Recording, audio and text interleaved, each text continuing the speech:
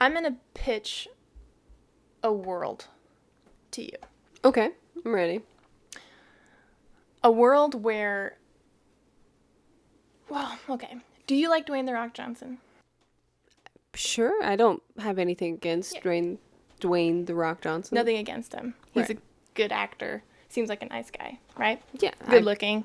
Never heard anything bad about Dwayne. Okay. "The Rock" Johnson. So in this world that I'm pitching you, imagine that he stars in every single movie.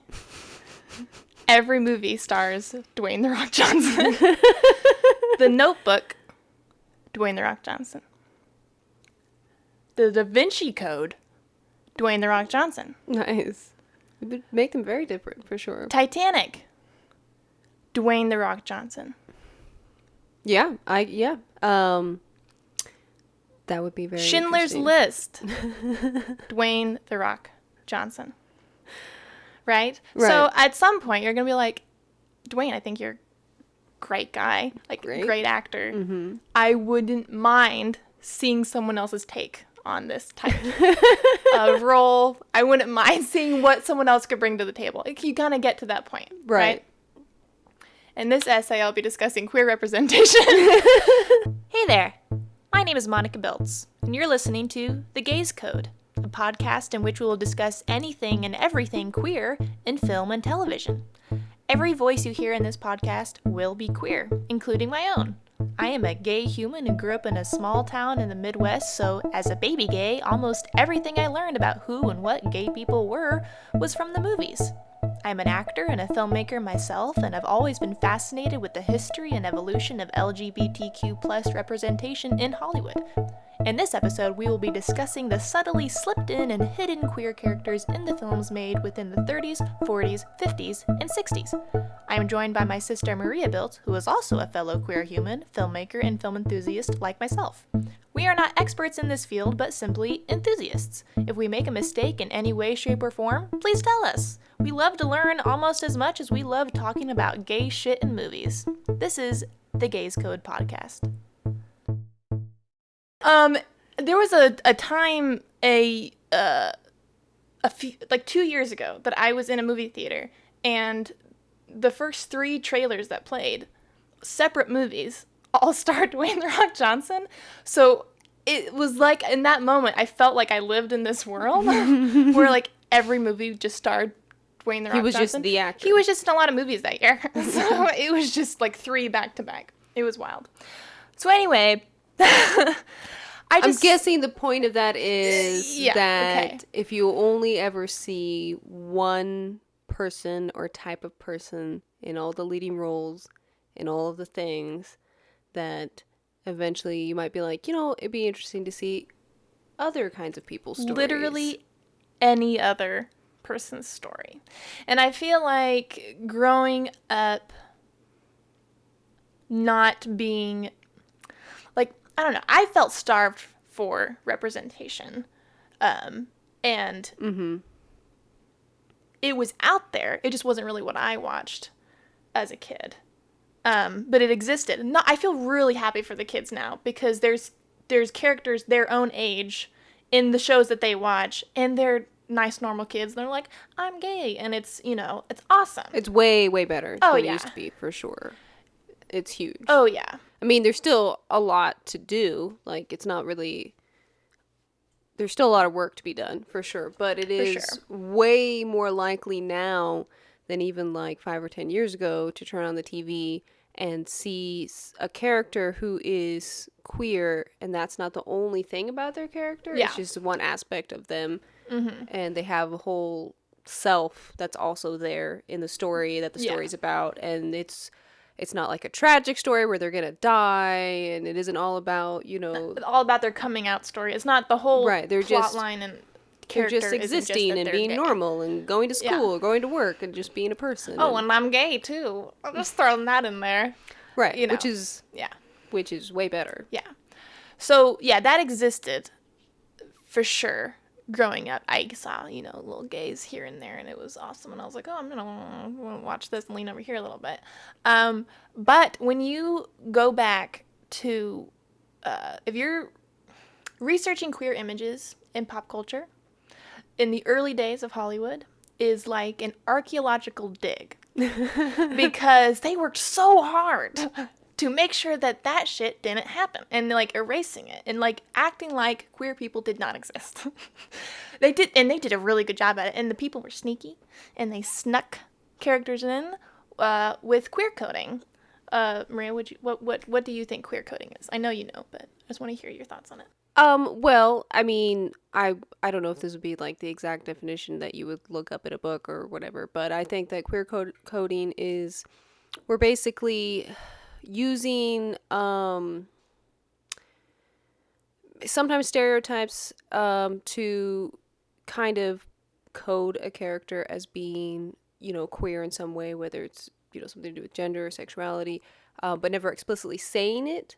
But it's there, and sometimes it can be a negative portrayal. Mm-hmm. Sometimes it can be, like you said, people who want more representation kind of are sneaking in these characters. And sometimes it's weirdly neutral. It just exists. You're like, I'm not really sure what the purpose of this was. So there's the kind that, like, anybody can kind of tell that that's what they're doing, mm-hmm. and sometimes it's, maybe negative or something. And then there's the other kind where it's almost like an in-joke, where, like, not necessarily a joke, but like queer people watching can be like, oh yeah, I think that's who that character is. That me up there. Right. That me. But it's never explicitly said, and it is not part of the story. Because it needs to sell. So it's a heteronormative film for your mainstream heterosexual audience. But then you got, here's a little gay just as a treat. Or, as a treat. Just sprinkle a little bit in there. But like you said, it's not necessarily bad, the concept. It's just the way it's used. Or it's the motive. It would be great if there was no need for it, if you could just have a character be mm-hmm. who they are, and mm-hmm. it not have to be hidden or, more as subtle as it mm-hmm. has had to be, especially over the years. Absolutely. And what we're going to be talking about today is Hollywood in the 20s, 30s, and 40s mainly, where there were, so homosexuality was a word that just kind of recently got coined and made its way into the vernacular, but there were only two sexualities. There was heterosexual, the normie norms, and then there were homosexuals, these kind of devious, mischievous, like, bad, little sneaky little guys in there. And then there were two genders, men and women. That's it. Very black and white, literally, back in the day. Very black and white. And how you knew someone was a gay was if it was a woman who was a little more man-ish, or a man who was effeminate. And that was as complicated as it got. So in terms of early Hollywood, when we say queer, gender presentation is the way that they describe sexuality. But they don't actually go, we're not talking about gender here at all in the early Hollywood, because they don't go into it. I mean, that's just their little conduit to represent sexuality. I guess it kind of just depends on how you saw it as an audience member, though, because if you think about it, so in an early film they have a cis straight male actor who is dressing as a woman in the movie for mm-hmm. whatever. And the writers and producers of it may have been just like, oh yeah, well, we're gonna make a joke about this guy being gay, and so we're putting him in a dress, and it's a joke. Haha, isn't that so funny? There's a man in a dress. It's hilarious. They may have been thinking that. But as an audience member, you could look at that either way. Like if you were somebody who was maybe trans and watching it, you could be like, oh, I feel like they're talking about me. Or if you were someone who was gay and looking at it, you could be like, oh, I feel like they're talking about me. I get it's all muddled because the people making it Agreed. Just running off of the stereotypes that they knew. Yeah, that's what I'm saying is that the people making these movies, you were gay or straight, and if you were straight, you were a man with masculine qualities. I say those terms because that's societal, masculine and feminine, and then you were a woman with effeminate qualities. And if you were gay, you were Right. That's just the way that they were portrayed. And usually in a negative light. Like, yeah. Mostly in a funny kind of, oh, he's so funny. Look at him, he's funny. Well, I mean negative light as in, I consider that too. Like, if you're trying to make them the butt of the joke. Yeah. It may have been funny at the time for the majority of people watching. Hilarious. Not funny to everybody. But at the same time, so that pansy stereotype, which is the word that is used when you're talking about film history, like the pansy, which is the effeminate gay man, which is very sexually neutral. It was more just like how he acted. He never had like a love or a... Oh, they would never have like a love story. No, it was just kind of like he was flouncy and stuff. A lot of people were offended by that stereotype, but some people weren't, because some guys are like, that me. That's how I am, how I act. Am I bad? Am I not? You know, so there's different perspectives on it. Same thing with, you know, the really butch ladies, you know, it's like, well, yeah, there are people who exist in the world who are that, but, you know, so I've heard it both ways. For sure. Both ways. No, I definitely have too, because I mean, so that's like, for many years in movies, that was the only image of a gay man, was that. And so it is a stereotype because that's all that was represented. Dwayne "The Rock" Johnson. Exactly. That's all you got. That's all you got. That's the only type of leading man. That's the only type of man is Dwayne "The Rock" Johnson. This was the only type of gay man. And if you weren't Dwayne "The Rock" Johnson, I don't know what you are, because that's it. That's all. But I feel like it was probably a way that they felt it was like safe to portray a gay person. First of all, they would make him kind of a joke, and they wouldn't give him like an actual like story. No, you know, way back in the day, he was a one-liner usually. Yeah, he really wasn't a character, and like you said, pretty much sexually neutral. So the kind of stuff we're talking about is pre-Hays Code, and I'm going to go into more of what that is later. Dun, dun, dun, dun. But pre-Hays Code, they actually kind of dabbled in those things more. Right. Yeah, because they had the freedom to, and they could kind of get away with that stuff. Like in there's this movie with the first kiss between two men called Wings, and they even towed the line a little bit, because, you know, you got to be careful back then anyway. But it was very obvious that these two men, who in the whole movie they're like fighting over this girl, they fall in love, and one of them is dying, and the other one cradles him and kisses him on the mouth and tells him how much his relationship means to him, and then this romantic music swells in the background, and he holds him and he dies in his arms. And it's so... What movie was that? Wings. And this is pre-Hays Code, so they got away with stuff like that. Also, the first semi-erotic kiss between two women was also a pre-Hays Code movie, in a movie called Morocco. And again, she is pursuing a man throughout this whole thing, so it's very safe, because she clearly is interested in men and has a male love interest throughout the whole thing. So that's played by Marlene Dietrich, and she is doing a little fancy little show. She's wearing a tuxedo, she performs a song, and she wanders through the crowd, and she plucks a flower from a girl's hair and stops and kisses her. May I have this? Of course.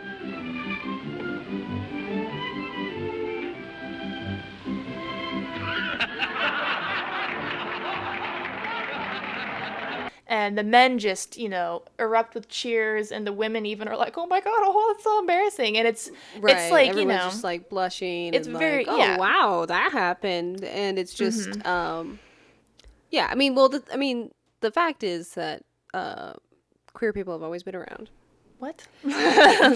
And so, you know, they're gonna end up in movies, even when the kind of mainstream view was not always super friendly. Those types of themes are still going to be there, because it's life, and any part of life is going to end up in the movies. Also, queer people were behind the camera a lot of times back then too, so they would, you know, purposefully sneak those characters in there too, because sometimes they were the ones making the movies. So during the Great Depression, cinema audiences just declined. People didn't have enough money to go to the movies. You gonna spend that nickel on, a loaf of bread, a bag of potatoes, or you're gonna go see, the latest flick when you're starving or what have you. No. So a lot of people weren't going to the movies. So the people in the movie business are like, we gotta spice things up. We gotta add in, sex workers. We gotta add in more sexual just innuendos and kissing and, just things that were explicit and tantalizing and exciting to get audience and shocking. And that included a little bit more of the gays, and that's when that kind of went up a little bit and people started getting really mad. Yeah, the conservative religious really people were mad. Like, what? We don't like this. This isn't, this isn't appropriate. So, in 1933, the Catholic Church created a group called the Legion of Decency. Sounds interesting. Which sounds like I've heard it described as like the worst comic book villain group ever. The Legion of Decency kind of thing. And it was a public crusade that set out to change Hollywood practices by lobbying studios and boycotting theaters. Hollywood, fearing that the federal government would step in to regulate and censor them, created their own moral guidelines called the Production Code, aka the Hays Code, based on Will H. Hays. Yeah, so to try to prevent the government from censoring them, they set up their own rules and were like, we're going to police ourselves and we're not going to let any of this dirty stuff in the movies anymore. Which was a wide range of things. Oh, it was also a lot. The Gays Code. If you didn't put it together yet, that's what we're referencing. The Gays Code. The Gays Code, yeah. So yeah, so first of all, of course, like gay stuff, can't have that. But there was a lot of stuff like, sex before marriage, even really sex in marriage, like, just sex in general. They couldn't show childbirth or someone being pregnant because it implied that at one point sex was had. Seriously, they wouldn't let even in Gone with the Wind, Melanie gives birth entirely in shadow because they weren't allowed to show it. And like you said, like the trope of the beds, separate beds for couples because they couldn't be in the same bed. Oh yeah, the little twin beds. And there's a little lamp in between them, It's like, this is normal. This is how they have children, but this is how everyone does it, right? They don't sleep together. And I know a lot of times people had to have 1 foot on the floor because you can't go very far. You got 1 foot on the floor. That was like one of the actual specific rules that if they're kissing somebody has to have at least 1 foot planted on the floor. Which I heard is the origin of the foot popping thing that like Princess Diaries coined that term, but I heard that that's kind of where that came from. Interesting. But yeah, sex was not allowed, but there are also lots of other shit that wasn't allowed too. The Hays Code also was very racist and didn't allow what's the word they use? It basically interracial couples. What's that? How do you pronounce that? I have no idea. Miscegenation. It sounds like a very old word. It is a very old word. Interracial relationships were not allowed. So, white people could be with white people, black people could be with black people, but it got messier when there were actors that maybe were, mixed, and they were like, oh, you're black, but you're really fair-skinned, so we can't put you with a white actor, but we also can't put you with a black actor just in case so you just don't get to act anymore. So your career is over. That happened a lot. Even if the white person was pretending to be a different race, which happened all the time, like in blackface or yellowface or what have you. Oh, yeah. No, that was really common back in the day. Could not... I mean, it still happens sometimes, which is crazy. Outrageous. And they couldn't act across from that race either because it just was... It was too complicated. They were like, it's too hard. Just get rid of it. It's only white people can act. That's the easiest way to get around this. White straight people are the only people that are allowed in movies. It was just, yeah. A lot of people's careers ended over that, unfortunately. So there were a lot of marginalized groups who suffered because of this stupid, I think it's like 36 rules in the Hays Code. But also, like, just representation suffered as well. Like, for viewers, you know, not being able to, like, see yourself. Yeah. Because, I mean, like, it's so important, you know, like, art reflects life and life reflects art. You know, one informs the other. And if you grow up and you never, ever see anyone like you on TV, if you only see Dwayne The Rock Johnson and nobody else who's like you, no hate to Dwayne, obviously. Great. Like I said, great guy. He loves his mother, you know.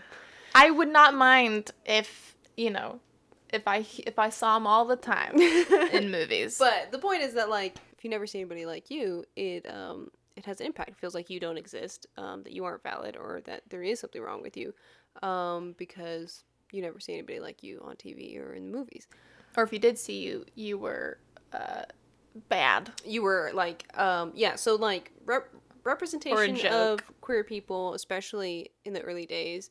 You were a joke, just your presence was a joke, or you were a villain, like you were like a crazy vampire murderer. Oh yeah, and we're gonna go into more of that later.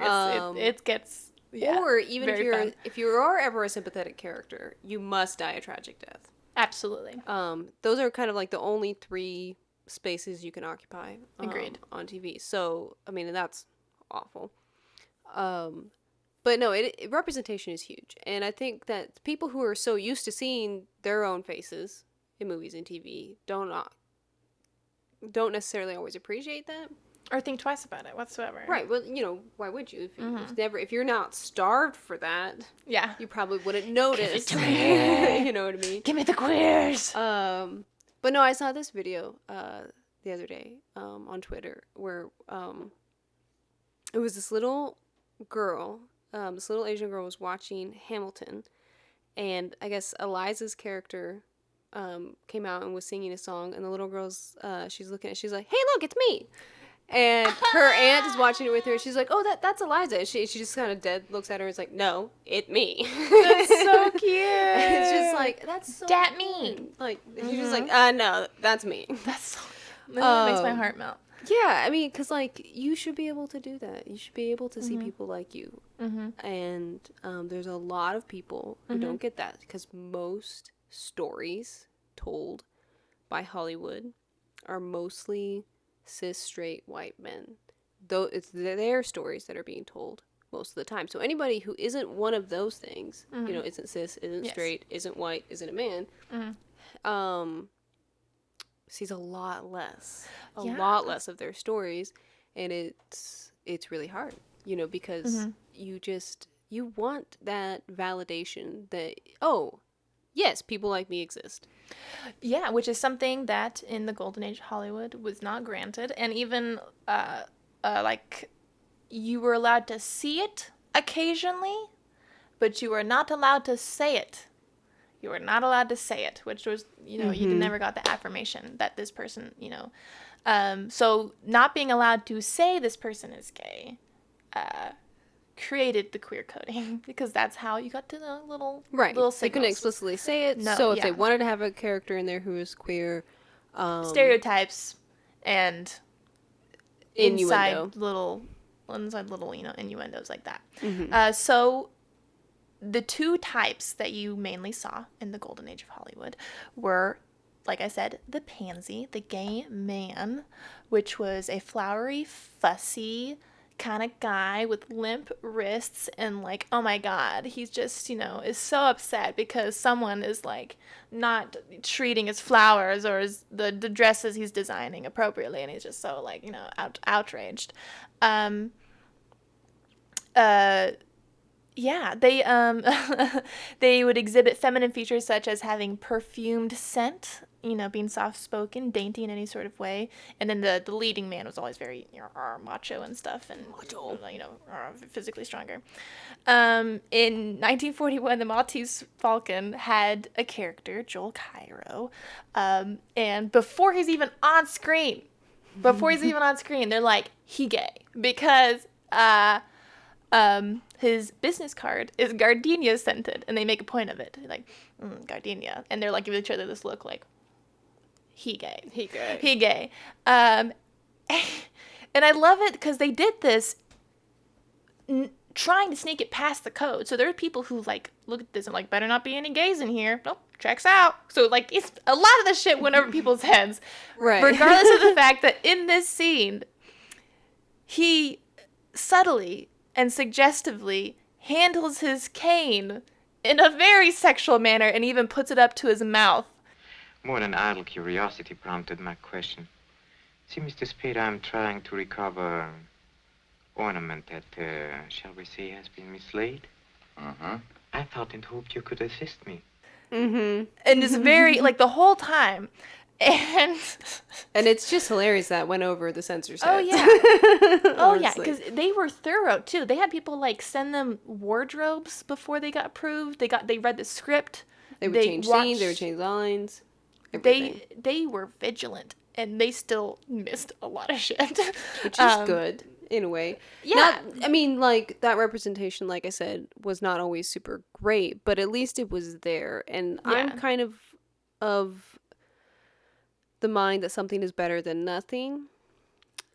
Yeah, I am And too, and not I everyone think nowadays feels that way. there's no excuse for Nowadays, no negative excuse. stereotypes. Back then, I'm just glad it exists because, like I said, archaeological dig. I go brush, brush, brush. I found a see gay. a femur, and I'm like, huzzah! I don't got a whole dinosaur. I don't got a whole. What's a give me any sort of dinosaur? I can't. Pterodactyl. Pterodactyl, but I got a femur, and I'm excited about it because huzzah! There's a femur. Lesbians, gay women, were just evil. Men were represented as kind of like, meh, I can't, meh, kind of thing. Gay women were bad. They were villains. prisoners or just bad guys. Just in general, they're very devious. Vampires. The term that arose was psycho-lesbians, which is a term that I don't love. I always used to wait up for her, no matter how late. Sometimes she and Mr. De Winter didn't come home until dawn. While she was undressing, she'd tell me about the party she'd been to. She knew everyone that mattered. Everyone loved her. But is what was referred to, that's what that trope is called. So all lesbian characters on screen were very villainous, deviant figures. In 1935, the film Dracula's Daughter, like you said, vampires, features a steamy scene where Dracula's daughter attacks and bites the female model she's been drawing. And the model's only wearing a bra with the straps pulled down, and she flails in the world's in a very provocative manner with like, don't touch me, oh my God. Do you like jewels, Lily? This is very old and very beautiful. Please don't come any closer. And then gets murdered by the psycho lesbian. And gets murdered by the lesbian woman who's very looking at her like, you're cute, and I'm gonna murder you. Because that's what you do when you think someone's cute. Obviously. You have to murder them. The tagline of that film was "Save the Women of London from Dracula's Daughter." I love it. There's a femur. That's how I feel. I'm like, yeah, murderous, evil, Again, lesbian, but I'm like, pretty cool. It's a vampire. It's pretty cool. So yeah, I have two perspectives about both of those tropes. Both that you have using the film language, psycho lesbian, and then again using the film language, pansy. Those aren't super nice words. I don't love it. I don't love it. I'm not super here for it, but those are the terms, yes. But I do have mixed feelings about it because that was the only thing that was shown over and over and over again. It is harmful. It is hurtful because that's giving the very small picture of what, queer people can be. Yes, queer people can be villainous murderers. And vampires. Yes, of course. And I do love a good gay villain. Don't get me wrong. Oh, yeah. That's what I'm about to say is, I don't think that it's wrong to have a villain be queer in something. But you would have to be careful about if you were doing it now. You probably should have other queer characters in your movie to balance it out. Yeah, but in the 30s and 40s. Right. And then the same thing with the they're all bad. quote-unquote pansy is that there's nothing wrong with being like that. You know, there's nothing wrong with being an evil, murderous vampire. There's nothing wrong with being effeminate. There's nothing wrong with being masculine. And even those terms aren't even words I like to use nowadays. Because what do they even mean? Social expectations of what those words mean. So there's nothing wrong with being like that type of person and having that personality, presenting your gender in any that way, whatever way, but because it was the only thing that was showed over and over and over again, it is harmful and hurtful because it doesn't give a whole picture, and it was usually just used as a joke. I agree with you wholeheartedly, but I still love it. I'm like, femur. There's a femur again. Like I said, I'm kind of with you. I truly enjoy finding, especially in older movies, that queer coding stuff. Sometimes it's hard to watch. Well, not gonna lie. Stuff like the vampire stuff is fun for me, but sometimes when it can be hard. There are some very particularly violent scenes in a lot of older movies. Oh, where people have, it's hard to watch. Queer panic thing, and then just straight up murder somebody. Like when the lead murders the queer character in question, it's like, oh fuck! Like, are you telling the audience? I don't know. It's just hard. No, exactly. Like you know, there's it's exactly what happens. I don't mind the butch lesbian prison mate. I don't mind that. I know some people do. I do mind kind of sending a message that like these people deserve to die. You know what I'm saying? Which is you mind that a little bit. Yeah, I mind that a little bit. Which is like you said, the trope barrier gaze, another film term, where it's especially gay women, especially if the movie didn't necessarily color them in a villainous light. They had to die. So if they were at all sympathetic, they couldn't just continue to live their life. They had to end. There's consequences for choosing to be gay in the 30s and 40s. You chose it. You chose this life. I don't know why, because it's the 30s and 40s. I don't know why you did that, but you did. Who would do that? Who would make you that gotta choice? go. You gotta get your comeuppance. So, like, for example, a non-negative gay, Rebel Without a Cause. Have you seen Rebel Without a Cause? I have not, actually. It's pretty good. And it's very gay. Dude. So, the lead's male best friend is very obviously gay, even though it's never said. He's very much in love with James Dean. And even the director told the actor, look at James Dean the same way that his girlfriend looked at him. You know, and there's, you know, he's combing his hair in the mirror. He has pictures of men in his locker. He's obsessed with James Dean, thinks he's like the coolest guy ever, and it just looking at him like, you know, whatever. But he's not painted as a bad guy, as ignorant or anything. He's like kind of a normal dude. Who's just in love with his best friend. Dude, if your best friend was James Dean, absolutely you'd be in love with him. Hey, you want to come home with me? I mean, there's nobody home at my house. Heck, I'm not tired. Are you? See, I don't have too many people I can talk to. Who has? If you want to come, we could talk, and in the morning we could have breakfast like my dad used to. Gee, if only you could have been my dad. You flipped or something. Look. I'll see you in the morning, okay? And he died at the end, very tragically, you know, because there's no other way you could get away with having any sort of sympathetic gay character. Right, and that was that other trope. So if you're not just a joke, if you're not a villain, then you must die tragically. And that was, again, the way things were for a long time. There's tons of movies with queer characters where it just ends so tragically for the queer characters. Like, if they, you know, and like you said, a lot of times it still wasn't actually said in specific words, but if they were any sort of variation of what society would expect in like how they acted or how they expressed if their level of masculinity or femininity wasn't in the right spot for what people expected, then they had to die, pretty much. Yeah. There was a lot of that for sure. I'm sure you have some examples.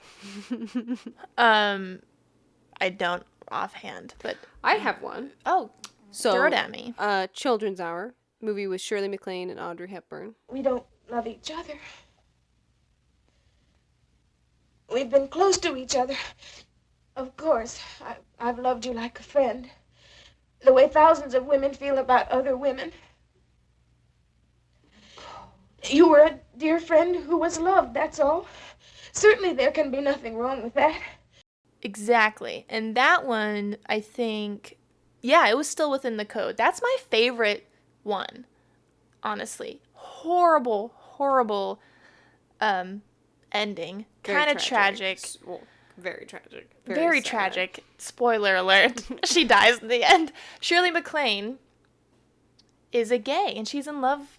I love saying is a gay. Sorry. is in love with her best friend, Audrey Hepburn. And that's literally the plot. It's not like a side.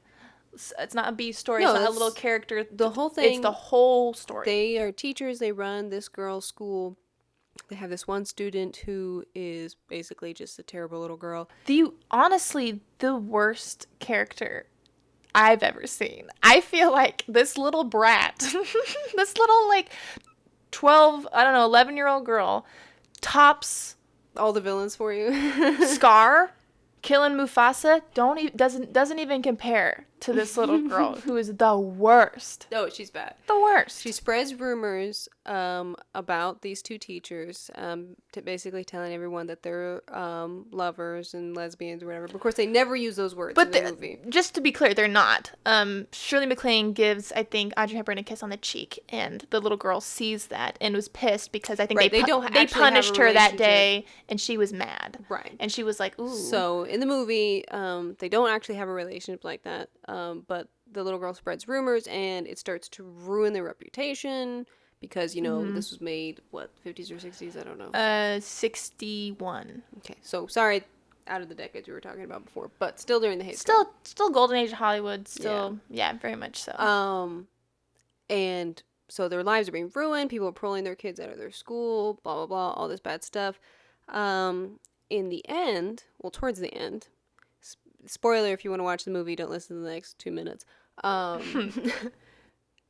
Shirley MacLaine's character tells Audrey Hepburn's character that, I think how she phrases it is that I am guilty.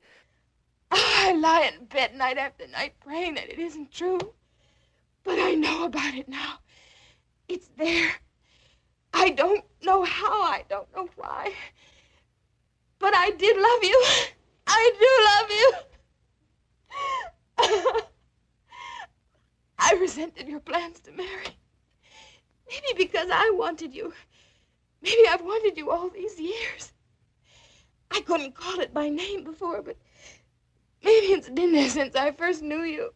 And I do love you the way they say I love you. Right, she says, I love you the way they say I love you. She talks about... Beautifully acted. Oh, right. Shirley MacLaine She's kills a wreck. it. She's full of shame. She calls herself all kinds of terrible names. She thinks that she's rough. dirty and gross, and it's very much very hard to watch. Very hard to watch. Not very appropriate for today, but for the time, it was showing that these people existed and they were sympathetic, and they were this character that you've been getting to know the whole movie is actually gay, and she feels terrible about it because y'all are and I think Audrey Hepburn even says something before she comes out to her and is like, well, what do the actual gays do? Like, our lives are ruined because people think we're gay, but they have to live somewhere. They have to live lives. Maybe we could just do what they do. I think she even says that. So it was like very much a movie that wasn't saying, it was kind of the villains were the ones who were saying these people were bad. The bad people in the movie were saying gays are bad, y'all are bad. Right. I mean, her character... Our heroes weren't saying that. Could see how today the movie would not be made that way. I could see the problematic parts of it. But for the time, she was a very sympathetic character. You were supposed to feel bad for her. You were supposed to feel bad for what had happened to her. And then she does end up killing herself, and Audrey Hepburn finds her. Very tragic. And it just, that's sad. How it ends. It ends with she's dead. She can't exist as a gay, so she must die. What was she going to do? Live on and ride off into the sunset? There's no way. There's no way they could let her live after officially coming out without actually saying it. That's another thing, because this was Hays Code, and it was a movie about a very gay situation, they never said gay, they never said lesbian, they never said anything. I think the closest they said was lovers. They said they think we're lovers. Right. Yeah. And she said, I love you the way they say I love you. Yeah. That was probably the closest that they could get Oh, to. yeah. But, yeah. it is, I mean, like, that movie, it's, because a lot of people, depending on how you grew up and how your family was, can still carry a lot of shame about their gender or sexuality. And if you have those types of feelings still swirling around in you, maybe not be the best movie to watch, because it could be very hard. That scene is really hard to watch, just because she just thinks terrible things about herself, and then she kills herself. So it's not great. But it is a good movie. Yes, agreed, and I'm glad you said that. But I will say that Audrey Hepburn is very nice. She's not saying, ew, gross, get away from me, or anything. No, she's still like, I love friend. you, and, She loves her friend, and she did not want her to die, for sure. No, very sad. So I think that movie probably did good when it came out. It probably did some real good work in people's minds, because those are like wasn't big very successful. actors. Didn't do very well. Well, And but it's I'm just still saying, no, I know. I just mean, isn't that interesting? Because I think it's a great movie, but it did not do very well money wise. yeah, I can imagine. I mean, from the time, but I think it was really cool that these really big actors made this kind of movie and told this kind of story, and I do think her character is so sympathetic. I think it probably did do a lot of good. It's not exactly the type of representation that I want nowadays. Nowadays, I want just more normalizing. Yeah, but like, less tragic, more normal. Femur. But it's a great good find. movie. Brush. Gorgeous. Look what I found in the dirt. Yeah, exactly. Look at this gorgeous little rib bone. I don't know, that you found in the dirt. Yeah, it's great. And Shirley MacLaine even said that they didn't talk about it on the set. They were like, we're just making a movie here, and no one talked about it. No one at the craft services table was like, gays, right? Crazy. No. That's so strange. Can you imagine making a whole movie about gay people with gay themes and never actually talking to any of your coworkers about what you were making, right? About what the implications were. And then just action, and they're like, gay, cut, and it's like, haha, what are you doing this weekend? It's very, yeah, you're right. It would have been very, very weird. How strange. So the Hays Code kind of was on a downhill slide till the mid-60s. And a movie that kind of was the final nail in the coffin for it was one of my favorite movies of all time, and that is Some Like It Hot. Not since the 7-year itch, so much Marilyn. The best picture this year will also be the funniest. Good night, sugar. Good night, honey. Oh, yeah. With Marilyn Monroe, Tony Curtis, and Jack Lemmon. And it features a lot of gay themes, cross-dressing, which I don't think is a term that is used now, but is what they said then, cross-dressing. And lots of fun. Played around a lot with gender expression. Yeah, lots of jokes about sexuality, but not in a demeaning way, just kind of in a... It was... I don't think that movie is offensive in the slightest. It's just fun, and they have a lot of fun with it. And they even have a coming out scene, kind of, at the very... This is another spoiler alert. We're just talking about the ends of movies here. But so they're... Tony Curtis and Jack Lemmon, the plot is that they witness a crime. They're, on the run. From the mob. From the mob who are hunting them down. They are like, we're going to dress as women, and we're going to slip our way into, this all-girl... band that's on the road, and I think they go to Florida or something, and Marilyn Monroe's in there too, I love Marilyn Monroe. I think she's adorable and great. So many stories about her in that movie, though, just doing a take 500 times and just not, I guess she was kind of hard to work with in that way, because she was just spaced out. I'm like, what are my lines again? Had really? a 5-word line that she would fuck up over and over again. I haven't heard that. But anyway, so Of course, Tony Curtis and Marilyn Monroe eventually fall in love because he also pretends to be this really handsome millionaire and blah, blah, blah. A lot of him running back and forth, pretending to be her, gal pal best friend, and then running and pretending to be this millionaire with a yacht, and handsome millionaire, trying to romance her, and then talking to her about it when she comes home from the day and talks to her gal pal, and it's still him. Very funny.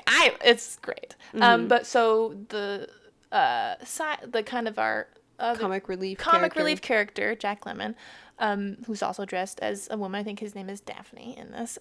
This actual millionaire would be wild for back then. Yeah, I don't think Holy crap, there weren't billionaires back then. This millionaire, who does own a yacht and is very wealthy, just kind of falls head over heels for Daphne.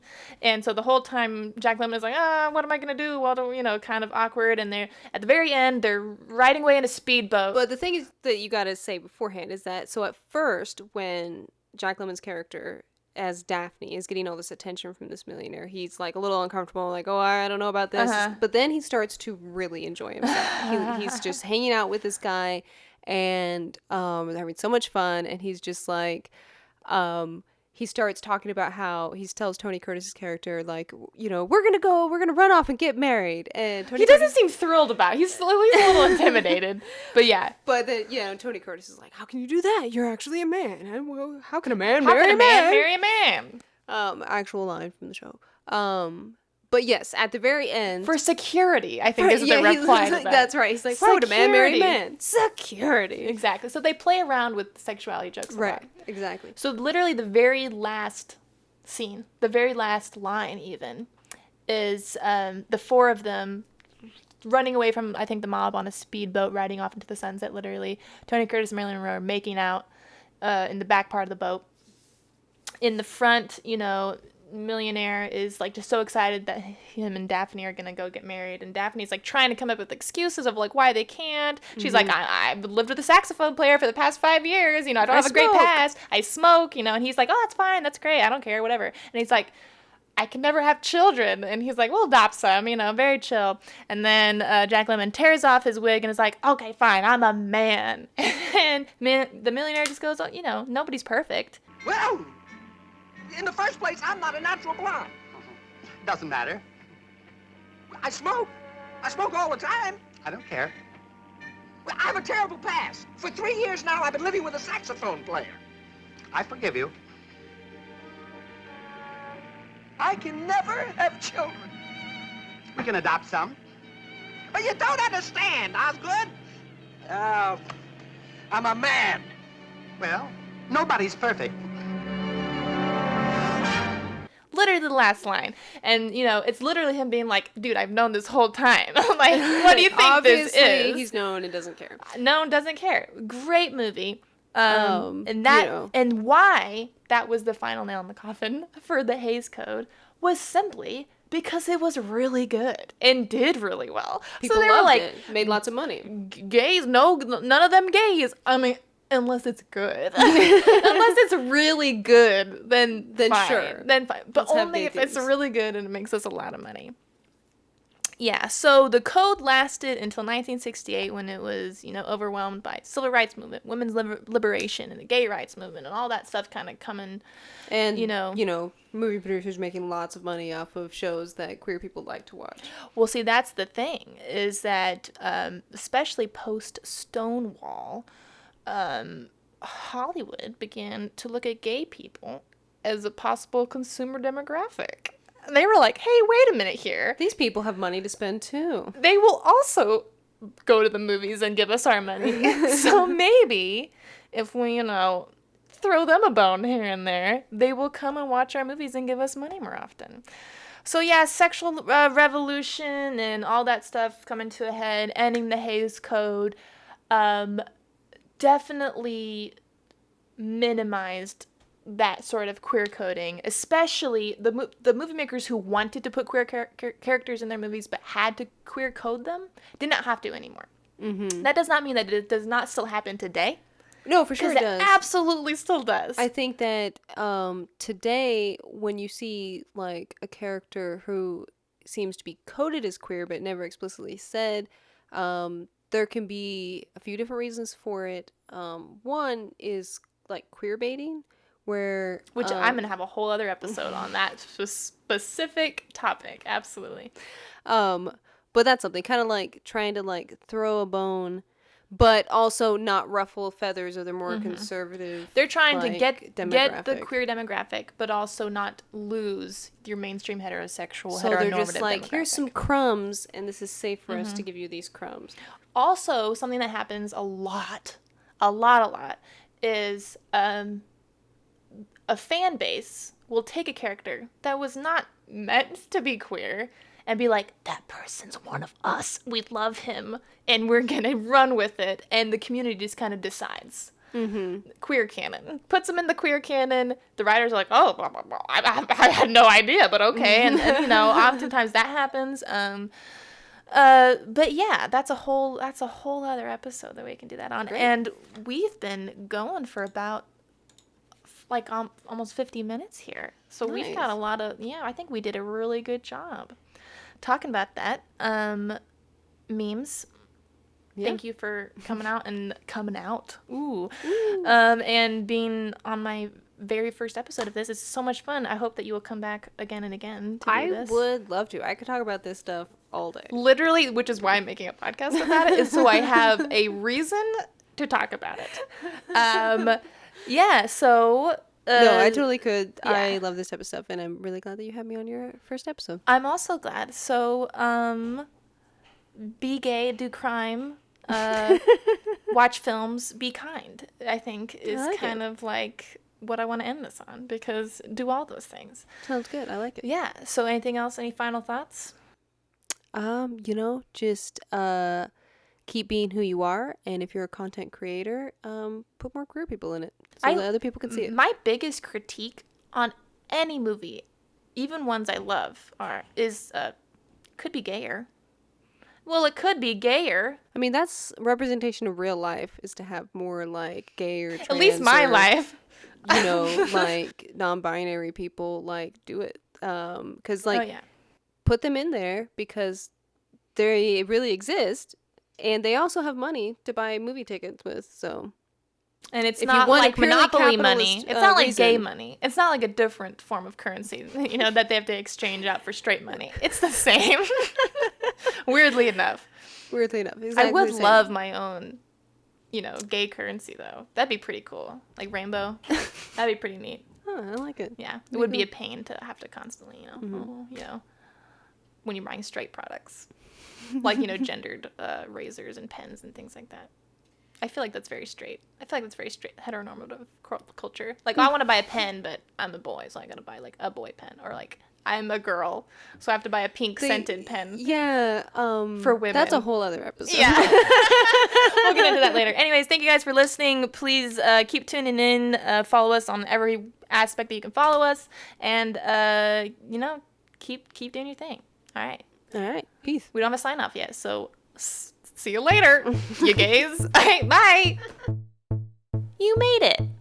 Thank you for listening to our very first episode of the Gays Code podcast. If you want to follow us on other cute corners of the internet, we are also on Instagram, TikTok, and YouTube, all under the Gays Code podcast. Do you have a friend who you think would enjoy what you just listened to? Please send this episode their way. Yes, that friend that you just thought of. Be the person who introduced them to their new obsession. We love you just the way you are, and we'll see you next time. My name is Monica Biltz, and this was the Gays Code podcast.